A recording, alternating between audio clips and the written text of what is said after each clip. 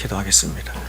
거룩하신 주여와 우리 하나님 아버지, 이 시간에 3500년 전에 모세를 통하여서 주셨던 이 말씀, 오늘도 우리에게 진리의 말씀인 줄로 믿사오니 우리에게 성령을 통하여 말씀하여 주실 때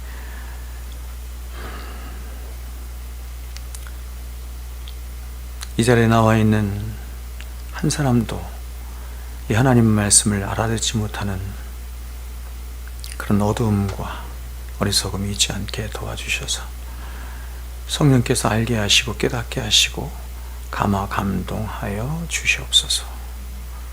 예수님의 이름으로 기도합니다. 아멘. 네.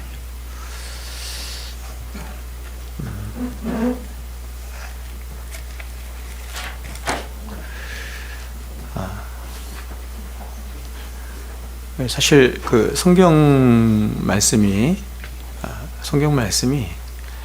굉장히 만화 같은 이야기가 많기 때문에 우리가 굉장히 믿기 어렵죠. 믿기 어렵고 받아들이기가 어려운데, 이런 만화 같은 이야기들을 하나님께서 믿음을 주셔야 우리가 알 수 있는 것이고,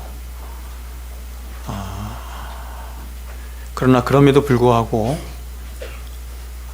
제 경험한 바로는 그렇습니다. 제 경험한 바로는 믿음이 없다 할지라도 사람 안에 있는 하나님이 주신 이성을 가지고 하나님의 말씀을 정직하게 보면 이 성경이 하나님의 말씀이라고 하는 것을 볼 수가 있습니다. 이걸 이제 성경의 자중성이라고도 하는데 있습니다. 오늘은 제가 오늘과 다음 주에 걸쳐서 혹은 그 다음 주까지 우리가 흔히 말하는 회심 설교를 좀 하도록 하겠습니다. 복음을 전하는 거야. 제가 여러분에게 복음을 전하는데, 오늘은 제가 복음을 존재론적인 측면에서 복음을 함께 나눠보도록 할게요. 존재론적인 측면에서 복음을 나누도록 하겠습니다. 그러니까 존재론이라고 하는 것은 다 생각하는 거잖아요. 그러니까 이게 믿는 사람만, 교회 다니는 사람만 생각하는 것이 아니라 교회 밖에 있는 사람들도 존재론을 생각하기 때문에 이런 측면에서 복음을 한번 생각해 보도록 하겠습니다. 다음 시간에는 인생이라고 하는 측면에서 또한 복음을 한번 생각해 보겠습니다. 복음은 무엇이라고 말씀하는지에 대해서 다음 시간에 한번 나눠보도록 하겠습니다. 자, 여러분, 인류 역사가 시작된 이래로 인간이 늘 고민하던 한 가지가 있었습니다. 이게 바로 존재론에 관한 고민이에요. 이 세상은 어떻게 해서 존재하게 되었는가? 또 인간은 어디로부터 와서 무엇을 위해 존재하다 또 어디로 가는 것인가? 이런 질문이죠. 그래서 인간은 어떻게 살아가야 하는 것인가? 어떻게 살아야 하는 것인가? 라고 하는 이런 존재론에 관한 질문을 인간의 모든 역사 속에 사람들이 늘 해왔습니다. 동서양의 모든 철학들의 궁극적인 주제들이 바로 이 질문에 대한 해답을 찾는 것이었고, 또 인류 역사에 등장한 모든 종교들 역시도 바로 이 질문에 대한 답을 찾고 구하기 위한 시도들이었습니다. 그러니까 종교가 바로 그런 것이죠. 그러나 인류 역사 이래 이러한 질문에 대한 답을 속 시원하게 풀어준 철학자도 어떤 종교가도 없었습니다. 그저 다 추측이고 추론이고 억측이고 가설이에요. 왜냐하면 종교나 철학들이 말하는 모든 이론들은, 그 모든 것들이 다 사람들 자신 안에서 스스로 추측하거나 사유하거나 추론해서 가설해서 만든 것이기 때문에 그렇습니다. 그런데 이 세상에 이렇게 사람 자신으로부터 출발하지 않은, 사람 자신으로부터 어떤 종교나 철학과는 다른 거죠. 이런 것과 달리 사람 자신으로부터 출발하지 않는 유일한 하나의, 제가 쓸말이 없어 이렇게 쓰는 거예요, 종교가 있어요. 그게 기독교입니다. 이 기독교를 뭐라고 말하기가 어렵기 때문에 제가 그냥 종교 이렇게 말한 거예요. 그러니까 사람들이 이해하기 좋게. 기독교는 종교가 아닙니다. 그래서 기독교는 인간 스스로는 인간 스스로는 절대로 자신 안에서 생각하거나 가질 수 없는 어떤 누군가로부터 주어진 하나의 거대한 진리 체계 혹은 계시 체계를 갖게 되었어요. 여러분, 그게 뭡니까? 성경이죠. 그게 성경 66권이에요. 성경을 계시라고 하는 이유가 거기 있어요. 성경이 계시라고 하는 이유는 뭐냐면, 성경 말씀은 사람에게서 나온 것이 아니라 누군가로부터 주어진 거예요. 우리는 그걸 하나님이라고 불러요. 하나님께서 우리에게 주신 것입니다. 근데 성경은 그 처음 시작을 바로 인류가 수천 년 동안 늘 고민해왔던 그 한 가지 질문에 대한 해답을 제시하면서 혹은 선포하면서 시작을 합니다. 성경은 설명하는 게 아닙니다.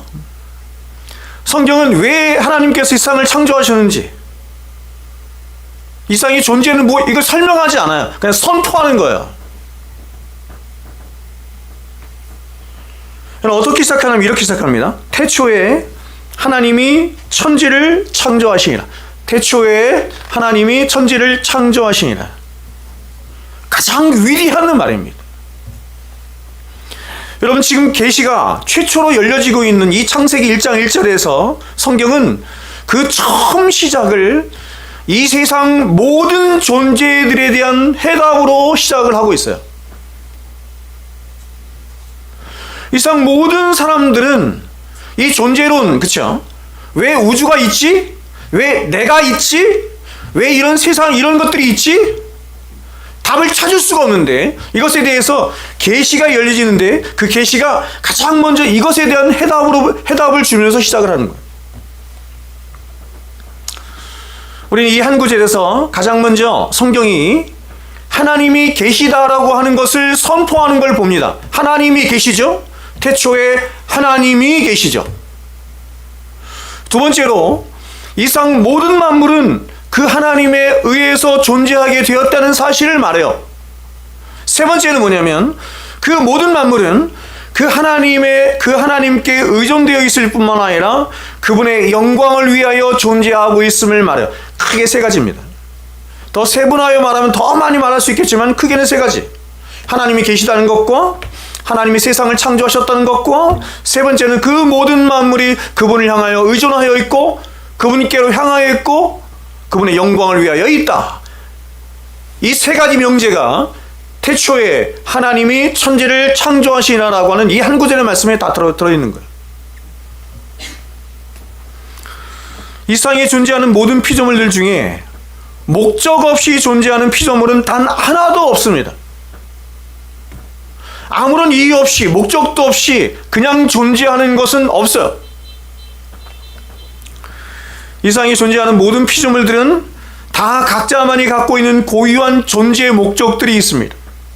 하지만 모든 피조물들이 갖고 있는 그 고유한 존재의 목적들은 결국 하나의 궁극적인 목적 안으로 수렴되어 있고 연결되어 있으니, 그 하나의 존재의 목적은 바로 그 모든 피조물들을 존재케 하셨고 있게 하신 창조주 하나님, 그분의 영광과 그분의 아름다움을 드러내는 것에 있다, 이렇게 말씀을 드릴 수 있습니다.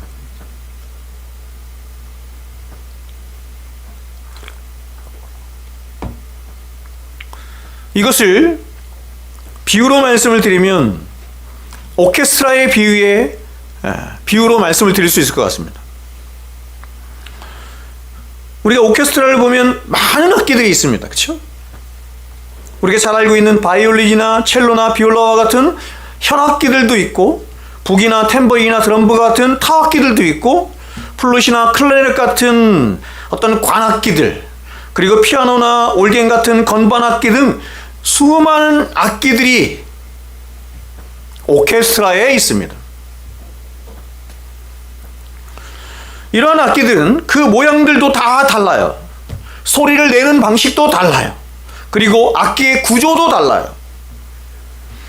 그래서 이러한 악기들 각자가 가지고 있는 그 고유한 모양과 구조와 소리내는 방식으로 인해서 악기들마다 그 악기들이 가지고 있는 굉장히 독특하고 특별하며 아름다운 소리를 내는 것입니다. 따라서 우리는 이 악기 자체만으로도 그 악기만이 가진 가장 고유한 소리로 최상의 연주가 되어질 때 우리는 좋다 이런 생각을 하는 것입니다. 하지만 이러한 악기들이 가진 고유한 소리는 모든 악기들이 함께 모여서 합주하는 오케스트라의 그 웅장한 소리에 비하면 아무것도 아닙니다. 그야말로 모든 악기들이 각자의 고유한 소리로 함께 하나가 된 것처럼 서로 어우러져 그렇게 연주할 때 우리는 그야말로 탄성을 지르죠. 그러므로 악기들 각자가 갖는 최고의 영광은 홀로 자신의 독특한 소리를 내는 것에 있는 것이 아니고, 그러한 영광은 부분적인 영광이에요. 그것도 영광입니다. 그러나 그것은 부분적인 영광인 것이고, 바로 자신의 최상의 소리가 다른 악기들과 함께 어우러지고 조화되어서 그야말로 나 혼자 소리낸 것과는 비교도 할 수 없을 만큼 최고의 하모니의 이 소리를 만들어내는 것에 자신의 존재적 영광이 있는 거예요. 마찬가지로 여러분, 이 세상의 모든 피조물들 역시도 다 각자가 지닌 모양도 다르고 살아가는 방식도 다르고 존재하는 방식도 다 다른 채 각자가 지닌 그 독특한 존재 목적 가운데 다 살아가요. 그러나 그 모든 피조물의 존재의 목적은 결국 하나의 가장 크고 궁극적인 존재의 목적 안으로 수렴되는 것이니, 그것은 바로 그러한 자신들을, 그러한 피조물들을 있게 하셨고 존재케 하신 하나님 그분의 영광을 드러내며 나타내며 찬양하는 것에 있는 것입니다. 그러니까 이 세상 만물은 뭐와 비교할 수 있는 거냐면 오케스트라 같은 것이에요. 그 수많은 악기들이 함께 모여서 하나님을 아름답게 조화롭게 질서 있게 찬양하고 있는 거예요. 그러니까 정원에 비유해서도 말할 수 있겠죠. 정원. 하나님의 정원에는 세상 모든 만물이 다 있는 것입니다. 그 모든 만물이 하나님의 정원을 아름답게 찬양하고 있는 것입니다. 그리고 이런 하나의 가장 크고 궁극적인 목적인 하나님의 영광을 드러냄 안에서 그 안에서 모든 피조물들은 결국 자신의 존재의 최고의 영광을 발견하게 되는 것입니다. 부분적인 영광이 있어요. 각자가 가진 부분적인 영광이 있어요. 그러나 그것은 그야말로 부분적인 영광이에요. 최고의 영광은 뭐냐면 오케스트라가 연주하는 그런 영광이에요. 그래서 이런 오케스트라가 연주하는 최고의 영광 안에서 자신의 존재의 영광이 발견될 때 그것이 자신이 가진 최고의 영광이다, 이렇게 말하는 거예요. 자, 그러므로 여러분, 왜 하나님이 창조하신 이 우주가 그토록 광활하고 끝이 없는가 생각해 보셨어요? 저도 이렇게 말씀 준비하면서 처음으로 생각해 봤어요. 왜 우주가 왜 이렇게 끝없이 광활할까? 그것은 간단합니다. 그것은 하나님 그분의 영광이 그만큼 광활하고 끝이 없기 때문에 그렇습니다. 하나님이 창조하신 피조물을 통해서 하나님 당신을 나타내시고 보여주는 것이거든요. 그래서 이 하나님이 창조하신 우주가 그렇게 광활하고 끝없는 이유가 하나님이 그렇게 끝이 없으신 하나님의 영광이 다함이 없으신 영광이라고 하는 것을 우주를 통해서 보여주는 것입니다. 또 우리는 이렇게 생각하죠. 왜 우주 안에는 우리가 가히 상상도 또 측량도 할 수 없는 그런 수많은 존재들이 있는가? 해와 달과 무수한 별들과 헤아릴 수 없이 많은 사람들과 새들과 물고기들과 식물들과 또 영적인 존재인 천사들까지 있는가? 그리고 그 무수한 존재들은 어떻게 한치의 오차도 없이 완벽한 질서와 조화 가운데 존재할 수 있는 것인가?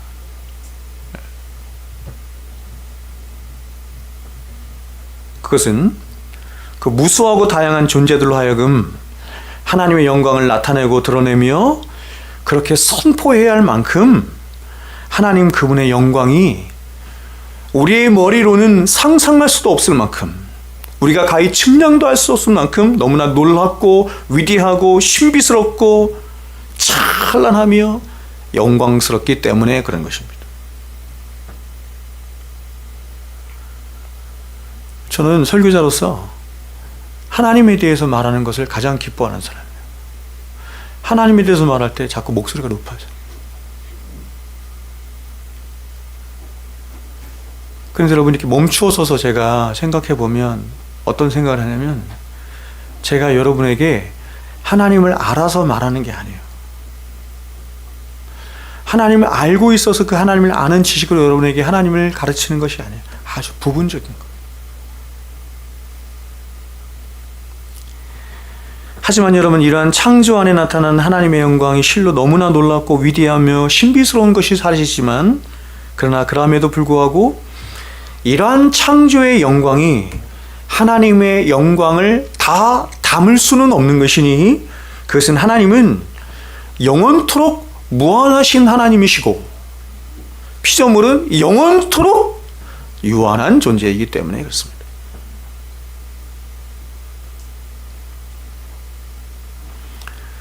자, 우리 학생들, 이제 목사님 말이 좀 어렵지만 좀 들어보세요. 그러므로 보세요. 무한하신 하나님의 영광을 유한한 피조물들이 그러한 자신의 유한함 속에서 아무리 나타내려 하고 드러내려 하며 표현한다 할지라도 그 모든 영광은 결국 유한할 수밖에 없는 것이니, 그러므로 유한한 인간이 알고 깨달을 수 있는 하나님의 영광은 결국 무한하신 하나님이 자신을 유한의 방식으로, 그렇죠? 유한의 방식으로 스스로 자신을 낮추심으로 알려주신 것을 통해서 아는 거예요. 그걸 뭐라고 해요? 그걸 계시라고 한다고. 일반 계시, 특별 계시 이렇게 말합니다. 하나님이 주신 일반 계시, 자연 계시, 뭐 또 역사 다 좋습니다. 특별 계시, 성경이 있습니다. 이것을 통해서 우리가 하나님을 다 안다라고 할 수 없어요.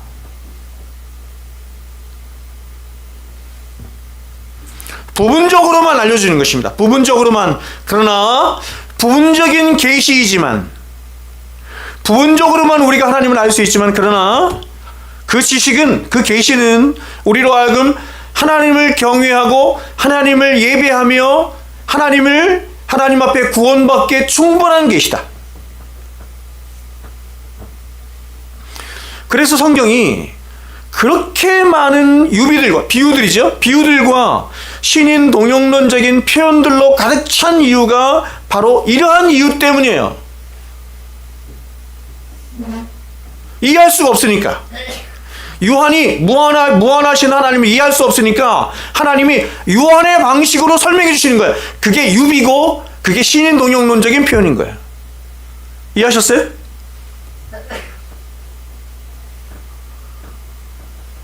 그래서 여러분, 성경을 여러분이 하나님의 얼굴이 있어, 하나님의 뭐 손이 있어. 하나님의 손이 어디 있어요? 하나님의 얼굴이, 그분 영이신데.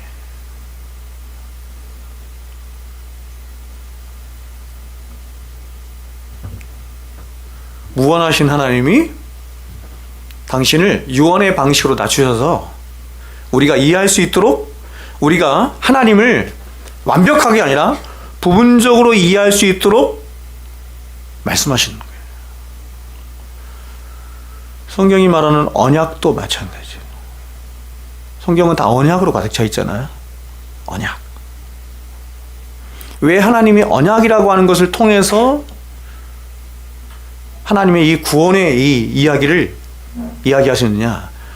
고대 근동지방에 모든 사람들이 다 가지고 있었던, 그 당시에 대부분의 나라와 대부분의 민족들이 가지고 있었던 것이 바로 이 언약이기 때문에 하나님이 사용하시는 거예요. 로고스도 마찬가지예요.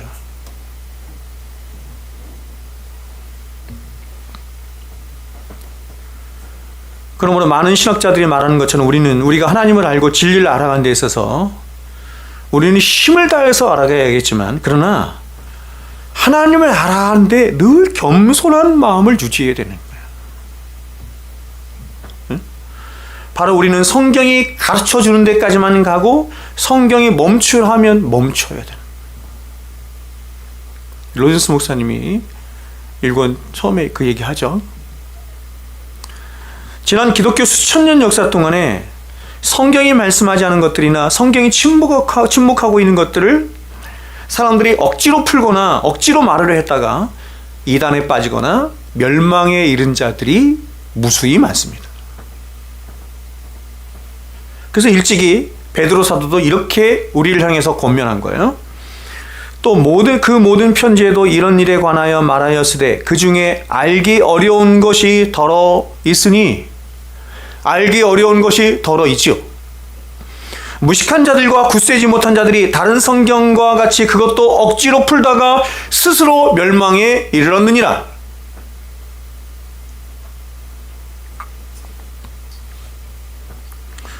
그러므로 우리는 이러한 사실을 통해서 한 가지 중요한 사실을 깨닫게 되는데, 그것은 먼저 과연 하나님이 죄를 범해 하나님을 떠난 인간을 왜 포기치 못하셔서 그들 가운데 일부를 구원하기로 그렇게 예정하셨는가 하는 것입니다.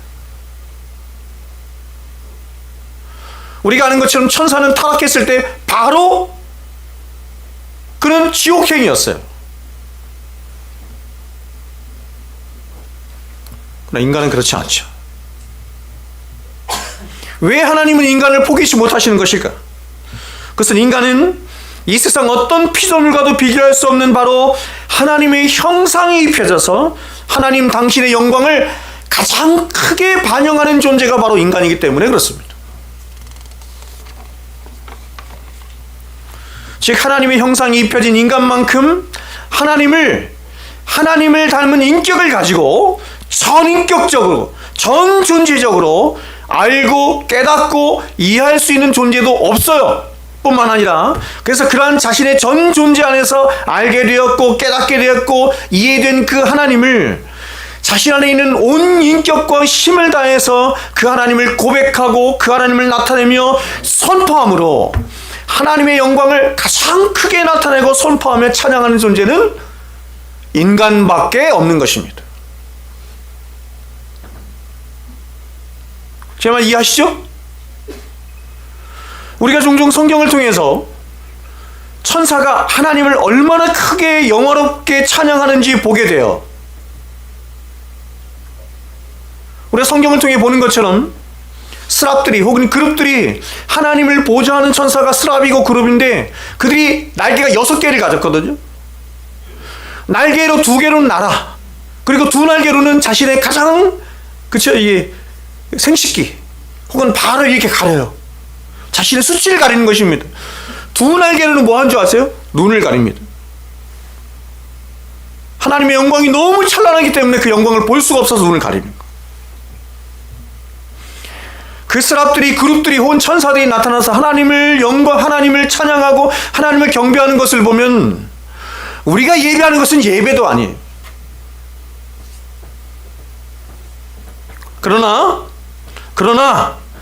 저와 여러분이 천국에 가서 우리가 주님과 같이 되었을 때, 영화롭게 되었을 때 우리는 그런 천사들과는 비교도 되지 않을 가장 큰 영광과 찬송으로 삼위 하나님은 가장 가까운 면전에서 그 삼위 하나님을 찬양하며 예배하는 일이 있게 되는 것입니다.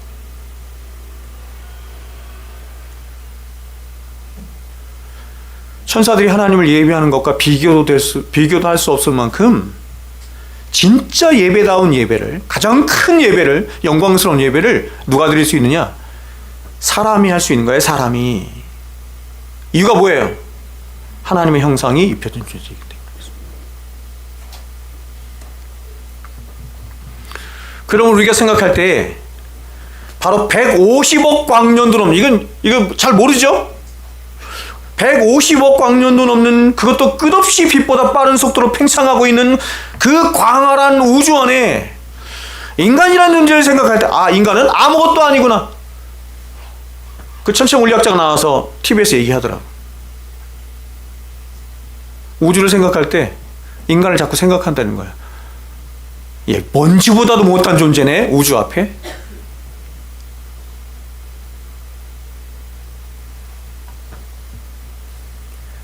그러나 여러분, 그 모든 우주 만물을 지으신 하나님의 모든 관심은 그런 우주와 우주 안에 있는 다른 피조물들에게 있는 것이 아니고 바로 하나님 당신의 형상으로 피조하셨을 뿐만 아니라 당신의 독생하신 아들의 피로 구원하신 교회된 저와 여러분에게 있는 거예요.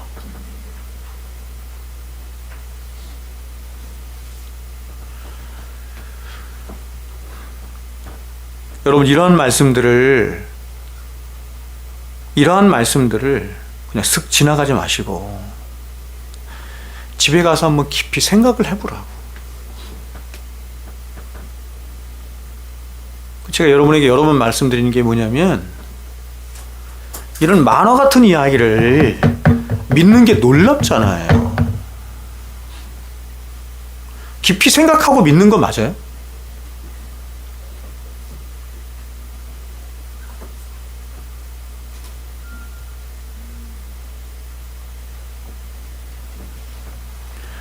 그래서 하나님은 최초에 당신의 형상을 입혀 창조한 그 존귀한 인간에게 하나님 당신처럼 존귀하게 살아갈 삶의 목적을 주신 거예요. 인간이 너무 존귀하기 때문에, 하나님 앞에 인간이라는 존재가 너무 존귀하기 때문에 당신의 형상을 입혀 창조하셨잖아. 너무 존귀하기 때문에 하나님 당신처럼 신의 성품에 함께 참여할 그 삶의 목적을 주신 거예요. 그게 뭐예요, 여러분? 위로 하나님을 경외하고 사랑하며 옆으로 이웃을 사랑하며, 아래로 하나님이 창조하신 자연계를 하나님 다음에 버그망이 위치해서 하나님의 사랑으로 통치하며 다스리며 살아갈 그 위대한 삶의 목적을 주신 것입니다.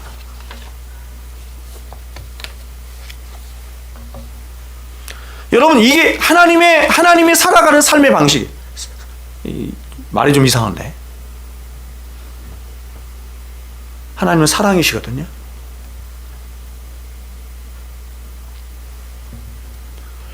그래서 하나님이 아담을 흙으로 비록 지으셨지만, 그러나 두 번째 인류인 하와를 어떻게 지으셨어요? 아담의 일부로 지으신 거예요. 아담의 몸의 일부로 지으신 이유가 여기 있는 것입니다. 즉 모든 인류는 각자가 아니라 서로가 서로를 아끼고 사랑하며 섬겨야 할 한 몸이라고 하는 것을 하나님은 아담의 몸 안에 새겨서 말씀하신 것입니다. 그래서 아담이 하와를 만났을 때 이렇게 고백하죠. 이는 내 뼈 중에 뼈요 살 중에 살이라. 뼈 중에 뼈요 살 중에 살이라 라고 고백하는 것은 바로 모든 인류가 고백해야 하는, 마땅히 고백해야 하는 그 마땅한 인류의 고백을 인류의 대표자로 아담이 서서 고백한. 여러분, 이 세상에 자기를 사랑하지 않는 사람은 하나도 없습니다. 자기를 사랑하는 것은 교육을 받을 필요도 없고 의지를 들일 필요도 없어요. 그냥 오토매틱, 그냥 가만히 내두면 자동적으로, 가장 우선적으로 자신의 온 힘을 다해서 사랑하는 존재가 누구냐? 자기예요. 그래서 우리는 추우면 자동적으로 우리 몸을 덮어주려고 하고, 배고프면 먹여달라고 하고, 위험이 오면 모든 수단과 방법을 다 동원해서 자기를 지키려고 해요. 다른 사람을 향해서는 그렇지 않죠?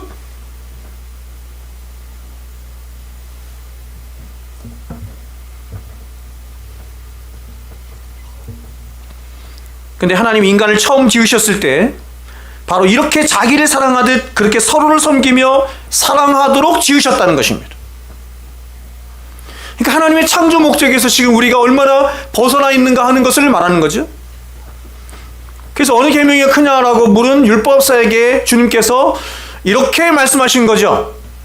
선생님, 율법 중에서 어느 계명이 큽니까? 예수께서 이르시되 내 마음을 다하고 목숨을 다하고 뜻을 다하여 주 너의 하나님을 사랑하라 하셨으니, 이것이 크고 첫째 되는 계명이요 둘째도 그와 같으니 내 이웃을 내 자신과 같이 사랑하라 하셨으니, 이 두 계명이 온 율법과 선지자의 강령이니라. 인간의 모든 불행은 바로 하나님이 창조하신 이러한 창조의 목적에서 빗나간 데서 오는 것입니다. 여러분, 왜 이 세상이 이토록 아픕니까? 왜 이 세상이 이토록 고통스럽습니까? 그것은 간단해요. 모두가 다 한결같이 자기만을 위해서 살려고 하기 때문에 그렇습니다. 여러분, 이렇게 인간은 하나님의 형상에 입혀진 존재로 창조되었을 뿐만 아니라 그 인간이 살아갈 삶 역시도 위로 하나님을 경외하고 옆으로 이웃을 사랑하며 또 모든 피조물들을 하나님의 사랑으로 다스리고 통치하는 그런 가장 복되고, 이게 신의 성품이거든요. 그런 복되고 가치있고 영광스러운 삶으로, 그런 삶을 살라고 하나님이 인간을 창조하신 거예요.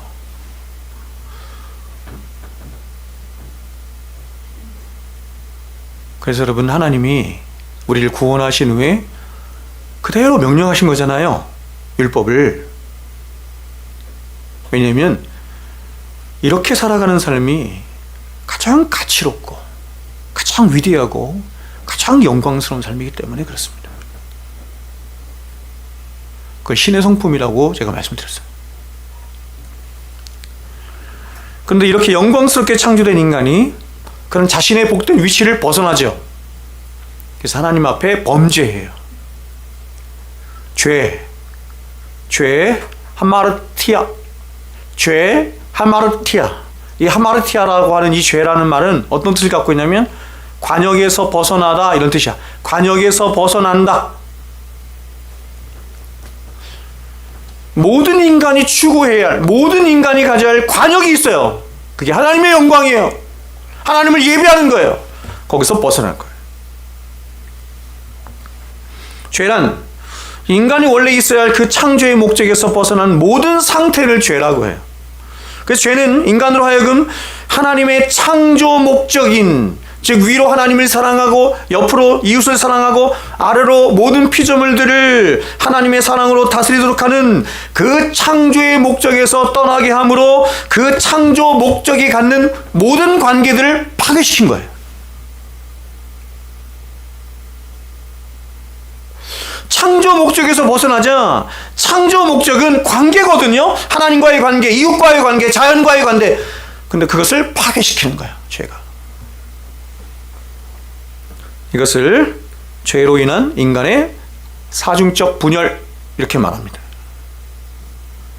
이게 가장 잘 나타나 있는 데가 창세기 3장이죠. 왜요? 창세기 3장에 죄가 들어오니까. 가장 먼저 여러분, 죄는 하나님과의 관계를 단절시켰습니다. 파괴시킨 것입니다. 죄는 인간으로 하여금 하나님을 향해 소원하게 하거나 하나님을 향해 무관심한 존재가 되도록 한 것이 아니라 하나님과의 관계를 완전히 망가뜨리고 파괴시켜서 적극적으로 하나님을 떠나게 할 뿐만 아니라 하나님을 미워하도록 하고 하나님을 대적하도록 한 것입니다. 그래서 우리를 하나님과 원수된 너희, 이렇게 말한 이유가 그것이에요. 죄는 그냥 하나님을 향해서 소원하게 하는 정도가 아니에요. 하나님을 향해서 적극적으로 대적하도록 하는 것입니다. 미워하도록 하는 것입니다. 인간에게 있어서 가장 영광스럽고 가장 기쁘고 가장 행복한 자리가 하나님 앞에 나가서 하나님의 음성을 듣고, 그래서 하나님을 부르고 하나님과 교통하며 하나님과 사귀며 하나님을 예배하는 것이었어요. 근데 이 죄가 그 관계를 다 파괴시켜서 이제 인간은 더 이상 하나님을 기뻐하지도 않아, 하나님을 사랑하지도 않아요. 더 적극적으로 하나님을 미워해요. 하나님을 대적해요. 그래서 하나님으로부터 오는 모든 생명과 은혜는커녕 오히려 하나님으로부터 무서운 형벌과 심판을 받는 존재가 된 것입니다.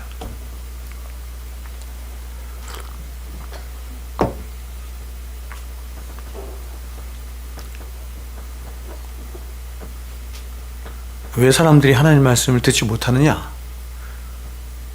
그 안에 죄가 역사하기 때문이에요.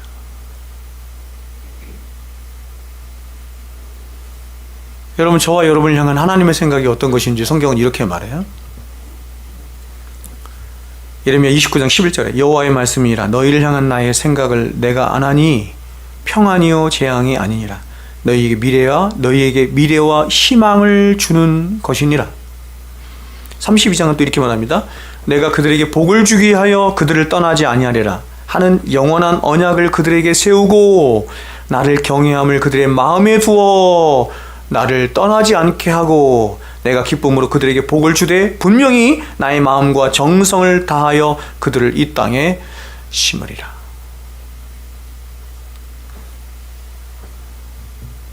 성경이 말씀하는 하나님은 당신에게 하나밖에 없는 독생자까지 아낌없이 주실 만큼 그렇게 저와 여러분을 사랑하시며 복 주기를 원하시는 분이십니다.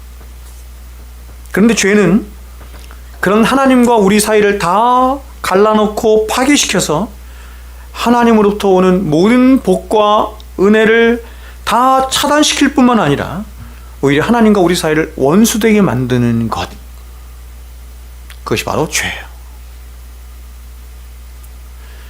그래서 이사야 선지자는 이 죄를 이렇게 말했어요. 여호와의 손이 짧아 구원하지 못하심도 아니요 귀가 둔하여 듣지 못하심도 아니라 오직 너희 죄악이 너희와 너희 하나님 사이를 갈라놓았고 너희 죄가 그 얼굴을 가리어서, 성경에서 하나님의 얼굴은 하나님의 은혜를 말하는 거예요. 그 얼굴을 가리워서 너희에게서 듣지 않으시게 함이니라.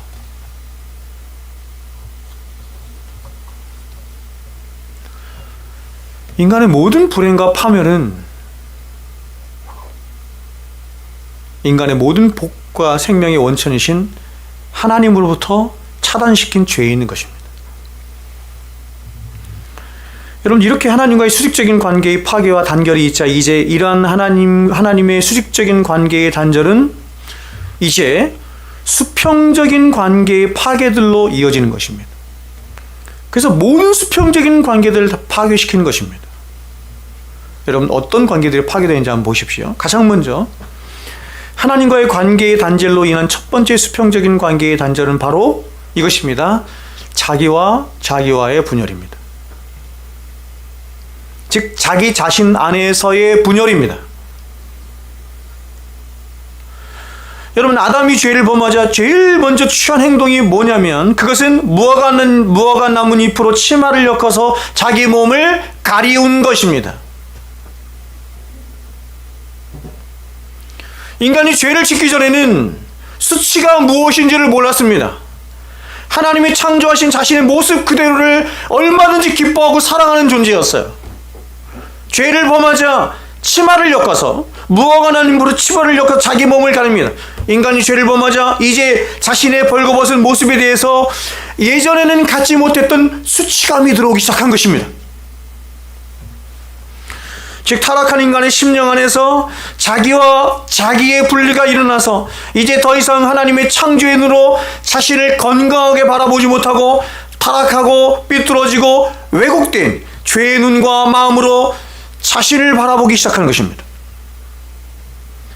하나님이 아담을 창조하셨을 때 그에게 하셨던 자존감인 그 창조의식이 죄로 말미암아 분리되어서 끊임없이 자신을 다른 사람과 비교하며 죄로 물든 수치스러운 자신의 모습만 보게 하는 비교의식으로 변화되게 된 것입니다. 즉 하나님을 떠난 인간은 더 이상 자신을 건강하게 사랑하지 못하는 그런 비교의식으로 가득한 존재가 되어버린 것입니다. 여러분, 이러한 비교의식은 창세기 3장에만 머물러 있지 않습니다.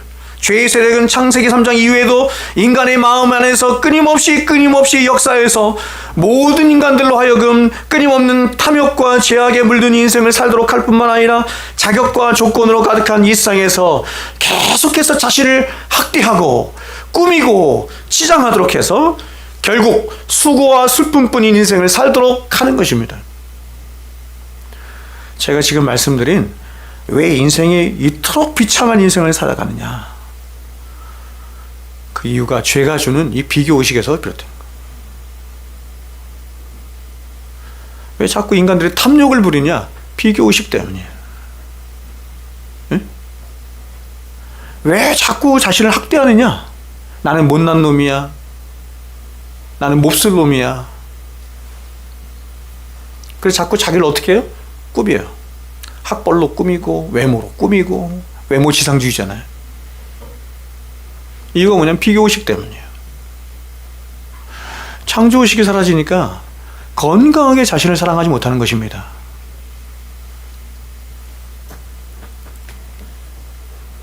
이제 두 번째로 죄가 파괴시킨 것은 다른 사람들과의 관계를 파괴시킨 거죠. 세 번째죠. 다른 사람들과의 관계를 파괴. 첫 번째 뭐였어요? 하나님과의 관계를 파괴시킨 거고, 두 번째는 자신 안에서의 분열이에요. 세 번째는 뭐냐면 다른 사람들과의 관계가 파괴된 것입니다. 여러분, 죄가 들어오기 전 아담과 하와의 관계는 어떤 관계였냐면, 아담은 하와를 향해서 이렇게 말했습니다. 이는 내 뼈 중에 뼈요 살 중에 살이라. 이제 우리는 더 이상 둘이 아닌 하나이자 한 몸이다, 이런 뜻입니다. 그러나 죄가 그들 안에 들어오자 그들이 어떻게 하고 있냐면, 그들은 이제 서로를 향해서 핑계하며 서로를 정죄하는 데까지 나가죠. 하나님 앞에 따집니다. 하나님, 당신이 내게 준 저 여자가 그렇게 한 것입니다.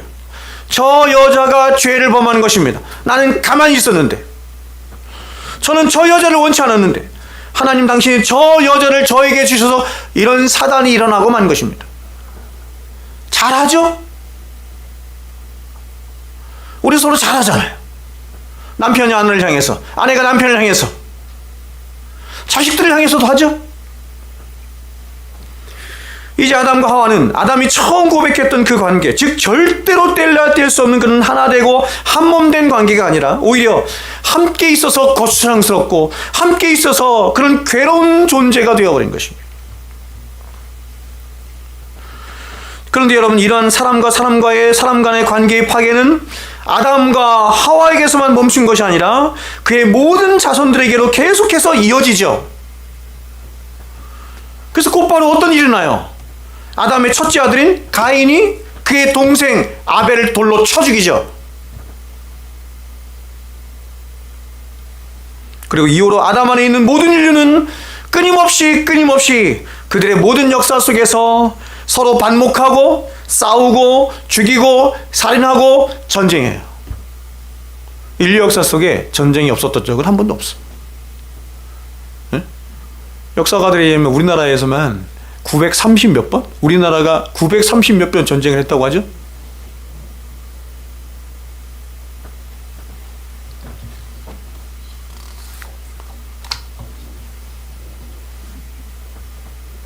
그래서 역사가들은 인간의 역사를 전쟁의 역사라고 말하기를 주저하지 않습니다. 여러분, 전쟁하는 거 좋아요, 안 좋아요? 누구나 다 전쟁하기 좋아합니까? 좋아하지 않습니까? 하면 다 싫어한다고 말합니다. 거의 100%다.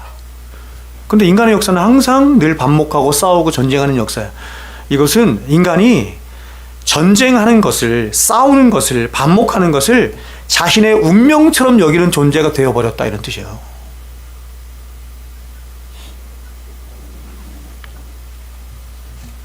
우리의 현실을 한번 보십시오. 이 세상에서 가장 사랑해야 할 남편과 아내와의 관계가, 그리고 부모와 자녀와의 관계가, 그리고 형제와 형제들 사이의 관계들이 다 깨어져서 고통받는 사람들이 무수히 많습니다. 이 세상에서 가장 많이 사랑을 해야 하고 또 가장 많은 사랑을 받을 대상이 부모이고 남편이고 자식인데, 근데 죄로 인해서 그 관계들이 다 깨어져서 오히려 그 관계들이 원수가 되기도 하고 고통이 되기도 하며 십자가가 되기도 하는 것입니다. 그래서 우리가 흔히 이렇게 말하잖아요. 어떤 부모들이 자식을 향해서 내 평생 십자가는 너다. 그렇죠? 아내들이 또 남편에게 많이 하죠. 내 평생 십자가는 왼수된 너다.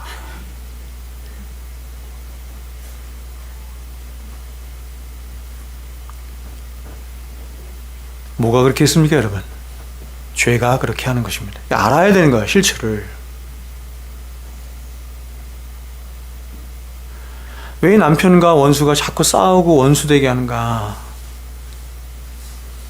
다른 이유 때문에 아니라 죄가 그렇게 한다는 걸 알아야 되는 거예요. 심지어 사람들은 자신의 안위와 유익을 위해서라면 이 세상 그 누구라도 밟아요. 그 누구라도 밟고 일어서는데 전혀 주저하지 않아요. 세상 사람들이 말하는 기쁨이라고 하는 것은 다 이런 기쁨이야. 왜곡된 기쁨. 성경이 말하는 기쁨은 그런 기쁨이 아닌데 세상 사람들이 말하는 기쁨은 다 그런 거야. 10명이 경쟁했어요. 10명이 경쟁했어요. 한 사람이 승진을 했어. 10명이 경쟁해. 한 사람이 승진했어. 9명은 패배자죠? 패배자예요. 고통스러워. 아파. 한 사람은 그걸 뭐라고 얘기하냐면 기쁨으로 여겨. 나 승진했어. 세상적인 기쁨은 다 그런 것입니다. 세상적인 기쁨은 다 왜곡되고 쾌락적이고.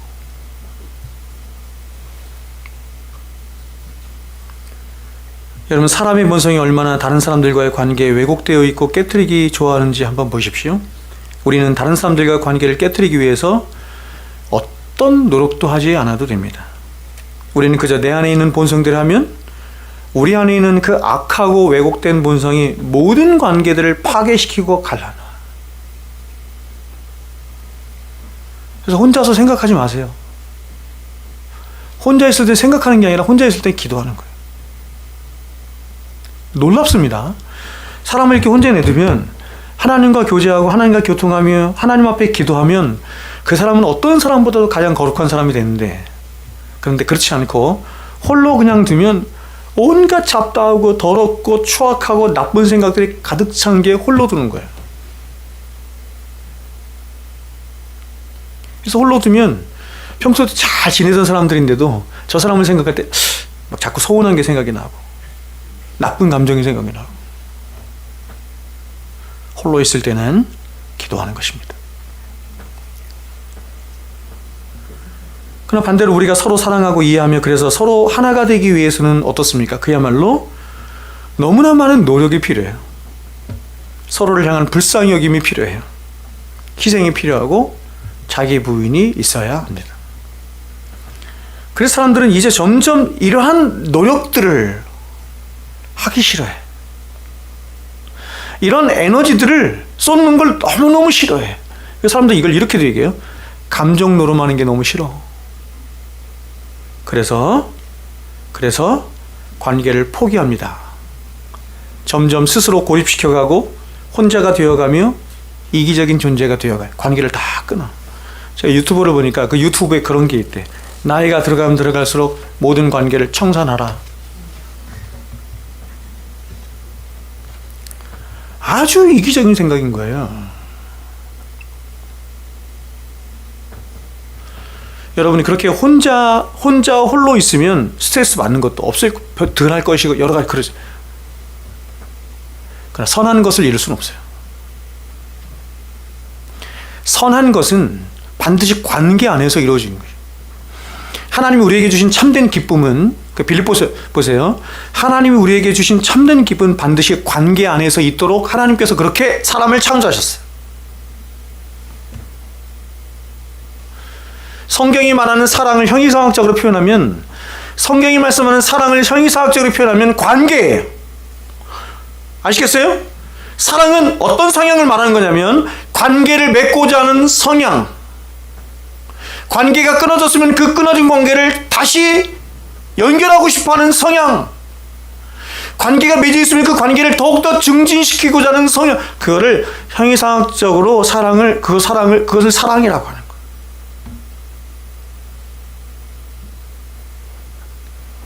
이제 마지막 네 번째, 죄는 사람과 자연 사이를 파괴하고 갈라놓았습니다.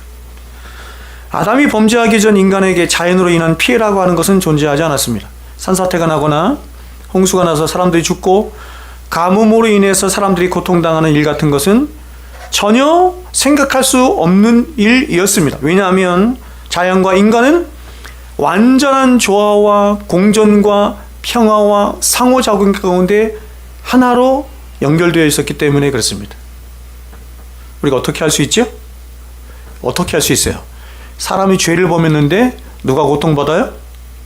땅이 저주를 받죠. 그러니까 사람은 모든 인류의 대표성만을 가진 것이 아니라 모든 피조물의 대표성을 갖는 거예요. 창세기 1장 28절에 하나님이 인간을 향해 명하시는 생육하고 번성하여 땅을 다스리라 하실 때 여기서 다스리라라고 하는 말은 히브리어로 라라인데 이 말은 어떤 뜻이냐면 왕이 제국을 다스릴 때 주로 사용하는 말이 라다예요.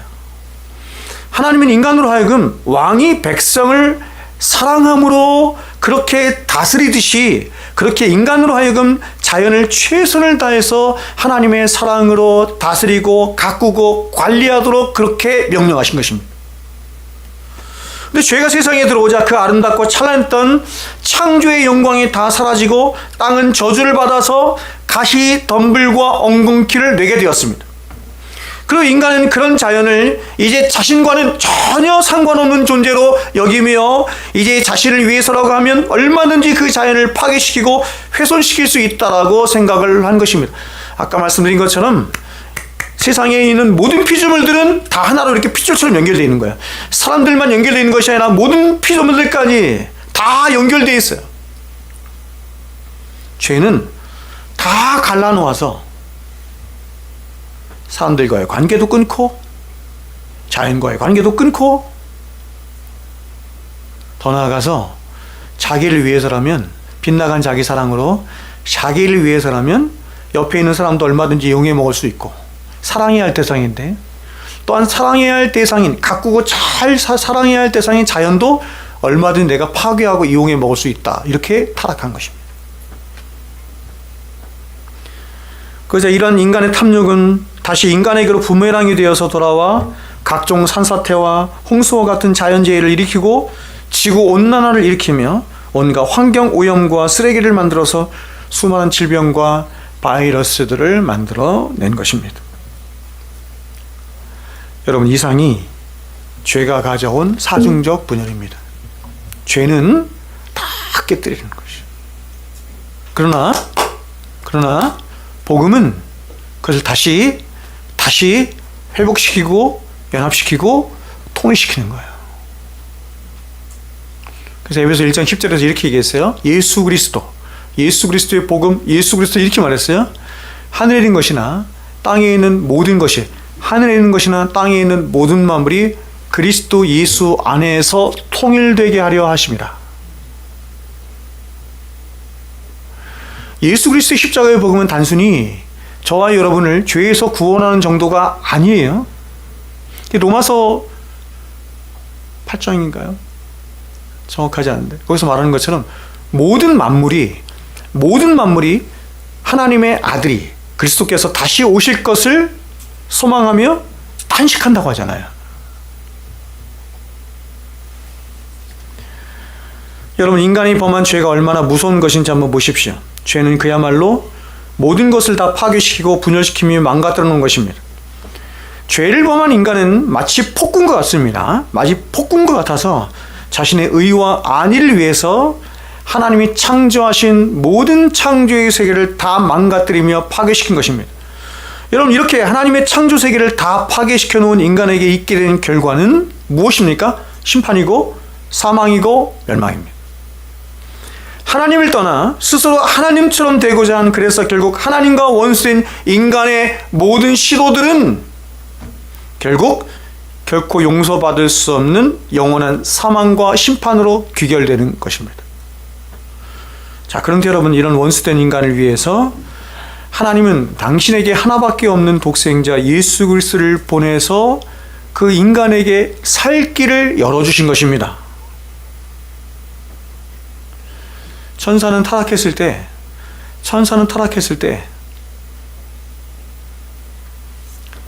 여러분, 혹시 이런 질문을 갖지는 않으시나요? 성경 퀴즈 비슷한 건데, 천사는 타락했는데 왜 천사 전체가 타락하지 않았나? 인간은 타락했을 때 왜 모든 인간이 타락했나? 용서형제 어때요? 그런 생각 해봤어요? 제가 지금 갑자기 해봤어요. 여러분, 인간은 타락했는데 왜 모든 인간은 타락했고 천사도 타락했잖아요. 근데 천사는 왜 다 안 타락했을까요? 이거 아시는 분? 생육의 방식으로. 좋습니다. 또 처음부터 하나님이 인간을 창조하실 때는 인간을 하나로 창조하신 거예요. 대표성을 하나로 창조하신 거예요. 그래서 몸에서 나오죠, 자꾸.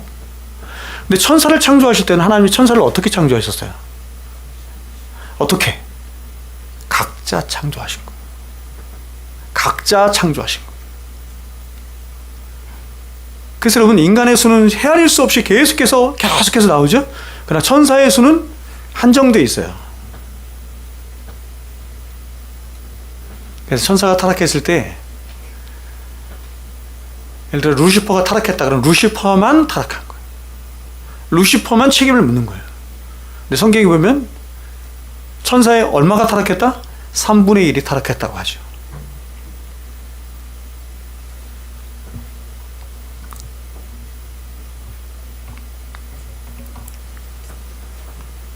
죄로 인해서 스스로는 하나님께로 갈 수도 없을 뿐만 아니라 하나님께로 왜 돌아가야 하는지도 몰라요. 아니, 하나님을 향한 끝없는 저기의 마음으로 하나님을 대적하며 살아가고 일평생 죄의 노예와 사탄의 노예가 되어 살아가는, 그래서 살아서나 죽어서나 어찌할 수 없는 죄인들을 위해서 하나님께서 당신의 독생하신 아들을 보내주신 것입니다. 그리고 그 독생하신 아들에게 저와 여러분이 져야 할 그 무서운 죄의 형벌을 대신 지게 하셨고 저주를 받게 하셨으며 십자가에서 화목제물이 되게 하사 하나님과 우리 사이에 막힌 모든 그 영원한 죄의 담을 다 허무시고 하나님과 우리 사이에 화목을 이루신 것입니다. 여러분, 이러한 위대한 사랑을 몸소 실천하시고 십자가에서 한 영원한 의를 이루신 우리 주님께서 저와 여러분을 향해서 그래서 이렇게 말씀하시는 것입니다. 수고하고 무거운 짐진 자들아 다 내게로 오라. 내가 너희를 쉬게 하리라. 죄를 끌어안고 있는 이상 우리는 쉴 수가 없어요. 쉼이 뭔지를 몰라요. 사바트, 안식이 뭔지 몰라.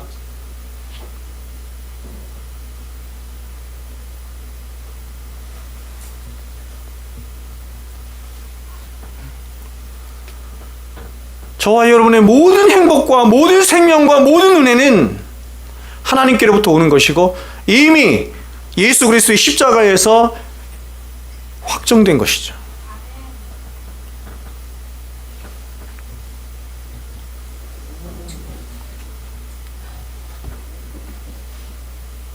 그런데 그런 하나님의 은혜와 구원과 이것이 약속되지 않은 자들에게는 여전히 최초의 인간인 아담이 범했던 그 죄처럼 자신 스스로를 자신이 지켜야 하기 때문에 평생을 그렇게 수고와 슬픔뿐인 인생을 살아갈 수밖에 없는 거예요. 죄로 인한 자격과 조건으로 가득한 이 세상에서 자신이 살아남기 위해서 끊임없이 자신을 꾸미고 치장하고 자격과 조건을 갖추고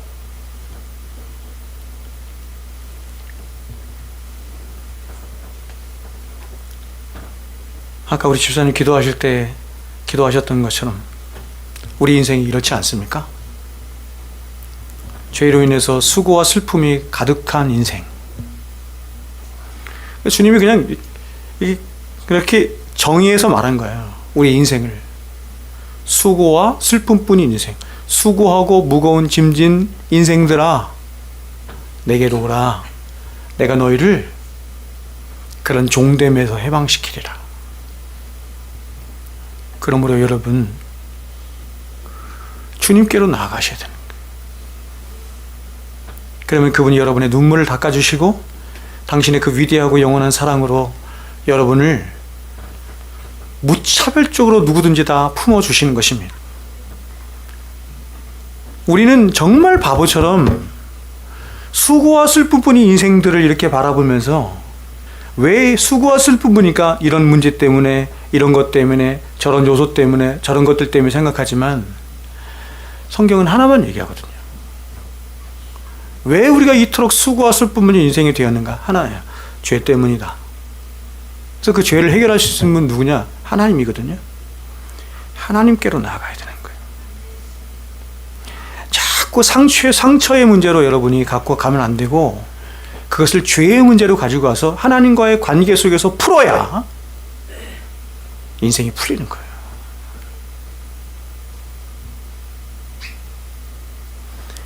오늘날 타락하고 잘못된 이 복음주의 안에서 교회들이 자꾸 사람들에게 있는 인생의 문제들, 여러분의 인생의 문제들 수없이 많잖아요.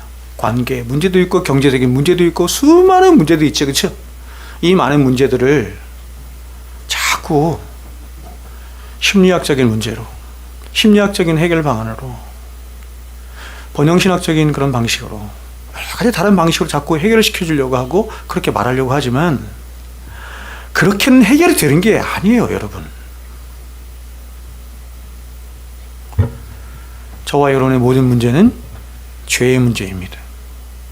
그래서 하나님 앞에 나가서 그걸 해결받아야 되는 거예요.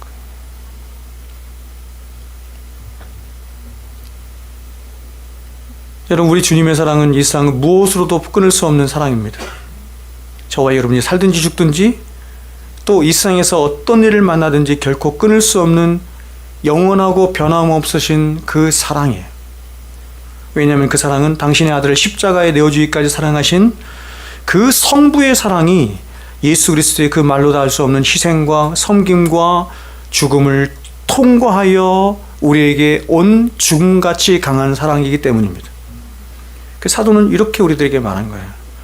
내가 확신하노니 사망이나 생명이나 천사들이나 권세자들이나 현재일이나 장래일이나 능력이나 높음이나 기쁨이나 다른 어떤 피조물이라도 우리를 우리 주 그리스도 예수 안에 있는 하나님의 사랑에서 끊을 수 없느니라. 여러분, 사도가 이렇게 종목종목 하나하나 다 이야기한 이유가 있는 거예요. 이 모든 것들이 우리를 하나님의 사랑에서 막 끊을 수 있다라고 막 세상에 막 몸부림치고 있거든요. 그리고 우리는 거기에 유혹되고 현혹돼서 마치 이런 것들 때문에, 천사들 때문에, 권세자들 때문에, 현재일 때문에, 장래일 때문에, 높음 때문에, 능력 때문에, 기쁨 때문에, 어떤 다른 피조물 때문에, 어떤 관계 때문에 내가 이렇게 고통당하고 어렵고 힘들고 수고하고 슬픈 인생을 사는 것처럼 생각을 하는 거예요. 그게 아니라는 것입니다. 저와 여러분의 유일한 문제는 이렇게 고단하고 슬프고 어렵고 힘든 인생을 살아가게 하는 유일한 문제는 죄의 문제인데, 그 죄의 문제를 우리 주님께서 해결하시고 이 세상 그 어떤 것도 끊을 수 없는 그 하나님의 위대한 사랑으로 우리를 지금도 사랑하고 있다라고 하는 것이 성경의 입장입니다. 제가 여러분에게 늘 말씀드리지만 왜 사람들이 그렇게 고통스러워하고 아파하고 슬퍼하냐면 이 하나님의 사랑이 뭔지를 모르기 때문이에요. 자꾸 다른 이유를 대지만 그 이유가 아니고 하나님의 사랑을 모르기 때문에. 제가 지난번에 말씀드렸죠. 수수감사절 때 감사에 대해서, 사랑에 대해서, 관계적인 거라고 그랬어요. 태도라고 그랬어요. 사랑도 태도의 문제고 관계도, 감사도 태도의 문제. 왜 우리가 사랑하지 못하느냐? 태도가 잘못됐기 때문에. 하나님을 향한 태도가 잘못됐기 때문에. 왜 우리가 감사하지 못하느냐? 하나님을 향한 잘못된 태도입니다. 하나님은 우리를 향해서 이토록 이같이, 그렇죠? 이같이 우리를 사랑하고 계시는데 우리의 태도가 왜곡되고 잘못되고 삐뚤어져 있으므로 그 하나님의 사랑이 우리에게 오지 않는 것이. 바라기는 여러분, 그 끊을 수 없고 다음이 없는 하나님의 사랑의 품으로 나오시고 그 사랑을 여러분이 더욱더 알아서 다른 데 가지 마세요, 제발. 다른 데 가지 마시고 하나님 앞에 가서 하나님과 푸셔야지 여러분의 인생이 풀리는 것입니다. 기도하겠습니다.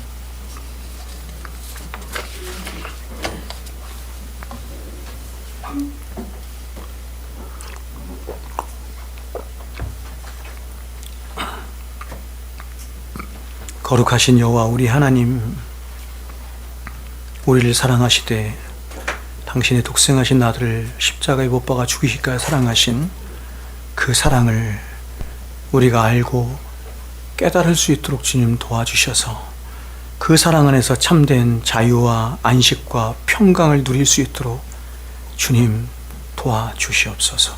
예수님의 이름으로 기도합니다. 아멘. 이제는 우리를 위하여 이 땅에 오시고 사시고 고난당하시고 십자가에 죽으시고 부활하시며 지금도 하나님 보좌 우편에 계셔서 우리를 위하여 중보하시며 기도하시며 마침내 우리를 위하여 다시 오사 우리를 온전케 하신 예수 그리스도의 크신 은혜와 그 아들을 우리에게 보내시기까지 우리를 사랑하신 만극하신 하나님의 사랑하심과 이제 우리 안에 오셔서 구원을 우리에게 적용하여 주시며 우리로 하여금 하나님의 거룩한 백성으로 살도록 날마다 말씀과 기도로 인도하여 주시는 성령님의 감화 감동 교통하심이 이제로부터 영원토록 우리와 항상 함께 있을지어다. 아멘.